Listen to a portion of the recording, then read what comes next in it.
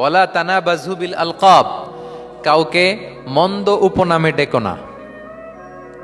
মন্দ উপনামে ডেকো না মানে কাউকে একটা বিশেষ নাম দিও না, তার নামটা সুন্দরভাবে ডাকো। নাম বিকৃতি করা কবিরা গুনাহ। নাম আপনি বলুন হুজুর এটা একটা কথা হইলো, নাম বিকৃতি করছি তো কি হয়েছে? এটা আপনার কাছে সমস্যা নাই।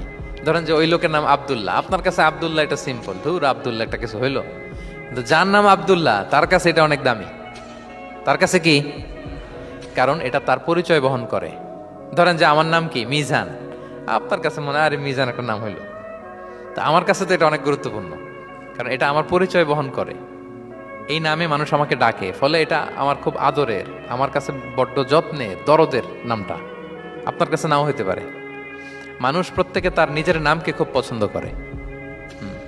দেখবেন যে মানুষ কাগজ পেলে নিজের নামটা লেখে, সিগনেচার দেয় একটা, দেখবেন দেয়।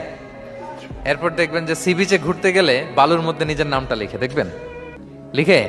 শুধু তাই না, লিখে আবার একটা লাভ আঁকে, লাভ চারদিকে আঁকে। কেন আঁকে? কারণ এই নামটা সে পছন্দ করে অনেক, এটা তার কাছে গুরুত্বপূর্ণ, আপনার কাছে নাও হতে পারে। এই জন্য প্রত্যেকের নামটা তার কাছে খুব আদরের, যত্নের। তার নামটা আপনি সুন্দরভাবে বলবেন। নাম আপনি বিকৃত করতে পারবেন না। এটা কি গুনাহ? সগীরা কবিরা গুনাহ। এটা আমরা সমাজে করি, নাম বিকৃত করি না, নাম বিকৃত করা যাবে না।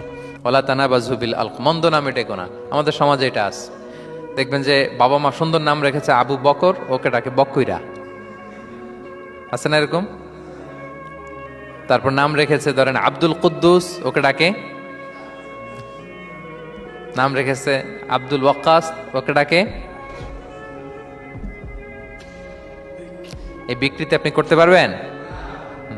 কারণ কিয়ামতের দিন আপনার নাম ধরে, আপনার বাবার নাম ধরে ডাকা হবে। তুদআউনা ইয়াউমাল কিয়ামাতি বিআসমাইকুম ওয়া আসমাই আবাইকুম। কিয়ামতের দিন তোমার নাম, তোমার বাবার নাম, যখন আপনাকে ডাকবে ফেরেশতারা, আপনার নাম এবং আপনার বাবার নাম ধরে ডাকা হবে।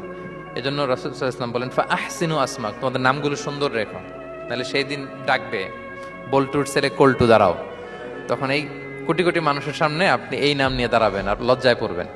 আর যদি বলে আব্দুর রহমানের ছেলে আব্দুল্লাহ আসো, কত সুন্দর। নামগুলো ভালো আলেম দিয়ে ক্রস চেক করে, কনসালটেশন করে এরপরে রাখবেন।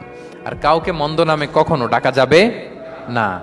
তার বংশের কোনো খারাপ কিছু দিয়ে তাকে ডাকা যাবে না। ধরেন একজনের বাবা ছিল চোর, কিন্তু তার সন্তান সে সৎ মানুষ হইতে পারে না।